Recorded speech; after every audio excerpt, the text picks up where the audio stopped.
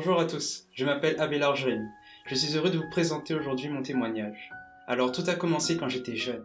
Enfin, très jeune. J'ai vécu toute mon enfance à Trois-Bassins, une ville très connue et très fréquentée. Ou pas. Je vivais avec ma maman, chez mes grands-parents.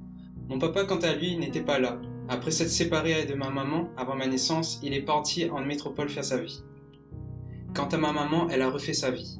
Quand mon père est revenu à La Réunion, il venait me voir parfois pendant quelques instants avec sa famille ou son frère. Mais j'étais petit et je ne comprenais pas grand-chose. Mais j'étais très heureux avec ma maman, elle me gâtait beaucoup. Oui, parce que j'étais son unique fils à cette époque.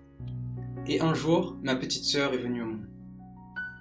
Ensuite, on a déménagé dans une maison sympathique, près d'une autre, qui appartenait au même propriétaire. Un beau jour, quelqu'un est venu frapper à la porte. C'était la fille de la propriétaire. Elle était venue me voir pour jouer ensemble et ainsi me présenter les futurs voisins. Moi, tout ravi, mais quand même assez timide, je suis parti parce qu'il y avait des enfants. Une petite fille est venue nous rejoindre par la suite. Une fille qui s'appelait Harmonie. On a commencé à jouer ensemble, on rigolait, on s'amusait comme des petits fous. Tout à coup, j'ai entendu mon prénom sortir de nulle part. En me retournant, je vis le frère de mon vrai père. Dans l'incompréhension, je sentis le stress et l'angoisse monter en moi. Puis une femme avec un bébé dans les bras sortit de la maison et répliqua « Jérémy ?» Pris de panique, mais en essayant de ne pas le montrer, je suis retourné chez moi avec des pas rythmés, très rythmés. Sur le coup, je ne me suis pas rendu compte que les futurs voisins étaient mon père et sa femme, que la petite fille avec qui je jouais était ma demi-sœur, Harmonie, et que le bébé dans les bras de la femme s'appelait Zora, ma deuxième demi-sœur. Les années passèrent, et je pensais à cet événement, même à l'école. J'étais convoqué dans le bureau de la directrice car elle avait constaté que quelque chose clochait, au niveau de mes notes et de mon comportement en classe. Des années plus tard, j'étais invité chez mon papa. Tout est passé si vite, je ne me souviens plus vraiment comment ça s'est déroulé. La femme de mon père m'a dit, peu de temps après, qu'ils ont prié le Seigneur pour m'accueillir dans la famille, et pour que je puisse rencontrer mon père et ainsi le connaître. Chez mon papa, j'avais une éducation basée sur la Bible, alors que chez ma maman, pas du tout.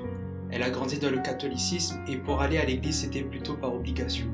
En lisant ma Bible chez ma maman, je me cachais. J'avais peur qu'elle le sache et ainsi me juger. Arrivé à la fac, j'étais livré à moi-même. Sorti du cocon familial, l'épreuve était plus rude et vivant loin de ma famille pour mes études, je devais avoir plus de responsabilités. C'était à cette période que j'ai rencontré l'AER, une association étudiante et pas n'importe laquelle, une association évangélique. J'ai alors rencontré mes premiers amis chrétiens qui m'ont beaucoup aidé à grandir dans ma foi. Cela m'a permis de prendre la décision, il y a 4 mois, de me baptiser.